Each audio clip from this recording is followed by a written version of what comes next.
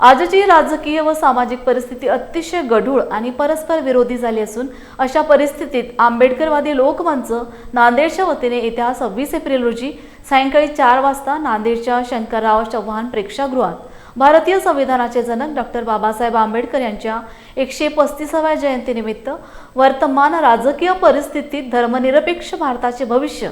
या विषयावर जाहीर व्याख्यानाचे आयोजन करण्यात आले आहे। यावेळी नवी दिल्ली येथील ज्येष्ठ पत्रकार अशोक वानखेडे, मुंबईचे ज्येष्ठ पत्रकार दिवाकर शेजवळ, बहुजन समाज पार्टीचे मुंबई कोकण क्षेत्राचे प्रभारी ॲडव्होकेट जयमंगल धनराज वरील विषयावर व्याख्यान देतील। या कार्यक्रमाच्या अध्यक्षस्थानी आंबेडकरवादी लोकमंचचे संस्थापक सुरेशदादा गायकवाड राहणार असून प्रमुख पाहुणे म्हणून खासदार रवींद्र चव्हाण, लोहा कंधार तालुक्याचे आमदार प्रताप पाटील चिखलीकर उपस्थित राहणार असल्याची माहिती आंबेडकरवादी लोकमंचचे संस्थापक सुरेशदादा गायकवाड यांनी शासकीय विश्रामगृह येथे आयोजित पत्रकार परिषदेत दिली।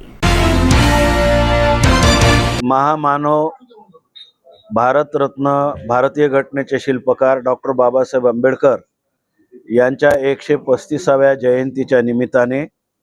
आंबेडकरवादी लोकमंचाच्या वतीने डॉक्टर बाबासाहेब आंबेडकरांच्या जयंती सोहळा साजरा करण्यात येत आहे। या जयंती सोहळ्याचा एक भाग म्हणून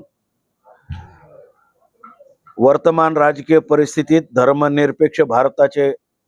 भविष्य या विषयावर प्रबोधन महासभा आयोजित केलेली आहे शंकरराव चव्हाण सभागृहामध्ये दुपारी 4 वाजता। या सभेला प्रमुख वक्ते म्हणून राष्ट्रीय पत्रकार नामवंत अशोक वानखेडे, सिद्धार्थ विहार लॉ कॉलेजचे प्राचार्य ॲडव्होकेट जयमंगल धनराज आणि मुंबई पत्रकार संघाचे पदाधिकारी